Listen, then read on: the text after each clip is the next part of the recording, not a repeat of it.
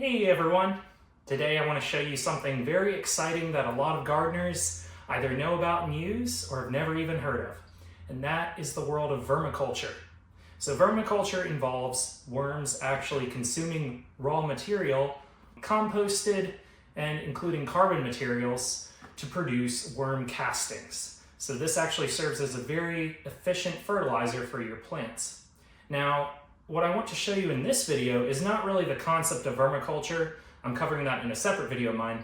But what I really want to show you is how the bin can be engineered to contain the worms, to contain everything, and ensure a smooth vermiculture, vermicomposting process.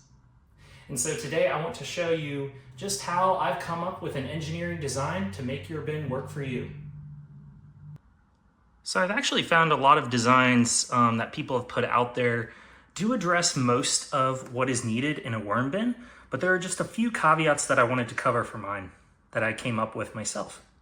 We'll start with the basics, and just so you know, a lot of these ideas are derived from other people's designs, but there are just a few interesting characteristics that I came up with myself, which seem to serve a good purpose for some of the shortcomings that I repeatedly saw. I'll take you through the whole process of building one of these, and we'll get started right now. So the first thing I purchased was this 14-gallon bin from Lowe's. And this actually ended up being the proper amount of space. You don't want a bin that's too shallow, as it disrupts the environment that the worms live in. You also don't want a bin too tall, as it'll prevent you from reaching in there easily. So really any plastic bin of this similar size will do.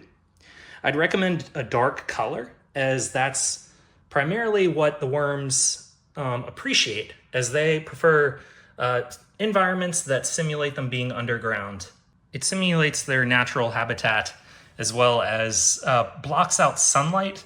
And you must remember that worms are actually very afraid of sunlight. They will actively run away from it. They will actively burrow if there's sunlight detected, as it actually burns their skin. For the base, a lot of people recommend to drill holes. I actually don't prefer to do it this way. And the reason why is that worms generally have their baby worms, towards the bottom of the bin. And what I found was when I drilled holes, the babies would oftentimes crawl out. And so if you lose babies, you're losing that next generation of worms. And so what I found is just leave it full. You do risk flooding that way if you apply too much water or if the bin floods. But a piece of this later design that I'll show you will actually prevent the flooding aspect from rain.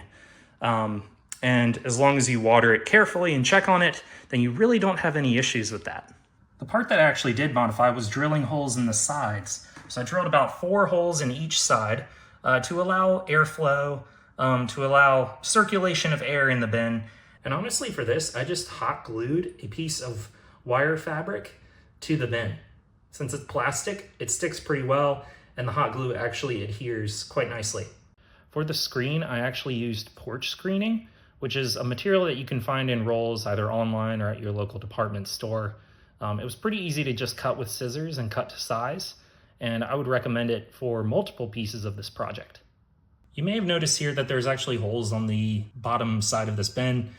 Ignore these. Like I said, don't drill holes in the bottom of your bin, but I just wanted to cover this in case you saw it in an earlier video. This was actually used in a previous iteration of this design, and it ended up not working out very well. Of course, with any bin, you have the lid. When you buy the bin, be sure not to forget this part. I've done that before, and it has cost me time. So with the lid of the bin, one common problem that those in vermiculture have is that the worms in high condensation scenarios, like in the morning or during a rainstorm, they prefer to migrate up the sides of the bin, and yes, they can actually climb it, out of the bin, and they end up falling out. And you end up losing worms. And that's fun for no one. So what I have done, what I tried at first was just using the lid. But what I found is that actually trapped a lot of condensation inside the bin. So what I decided to do was to actually cut a section out of the lid and allow airflow, or rather allow condensation to escape out of the top. And that way it doesn't build up overnight. And it seems to have been an easy way to prevent high condensation conditions from occurring. And if the condensation isn't too high, then the worms do not feel the need to leave the bin because they will in a rather sensitive manner. And so you can't actually see it on top of this bin because I haven't cut this one, but here's a section from a previous lid that I cut just to give you an idea of the size of the cut that you need to make.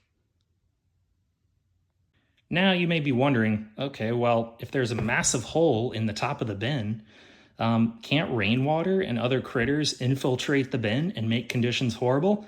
Well, absolutely. But what I've done to remedy that is, if you picture a hole in the top of this bin right here, I've actually cut segments of this fairly strong wire into straight lines, and I have lined them up as supports in the open area.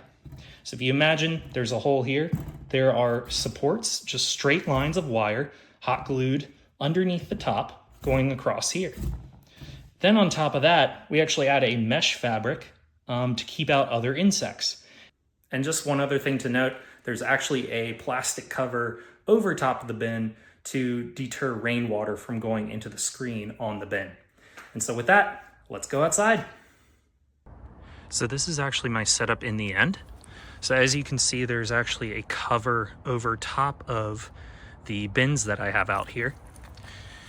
And you can see underneath, the bin is resting right there. So you can actually get a cover like this from Lowe's or Home Depot, or really any home department store. And you can see under here that the cover has something to keep it off of the bin. In this case, I just took a 2x4, and you can see that this actually has rain protection. So now if it rains outside, the rain will not actually leak into the bin and flood the worms. Here's what mine currently looks like underneath. So the worms are inside. We'll get into setting up the interior of the bin in another video, but you can see this is what the bin looks like as a finished product. And there you have it. That's pretty much it. That's all you really need to do to make an efficient worm bin. I'll have another follow-up video on the benefits of vermiculture and what you're actually gaining from all this in short time. And in the meantime, I hope this video helped you out in building your own efficient worm bin. I'll see you later.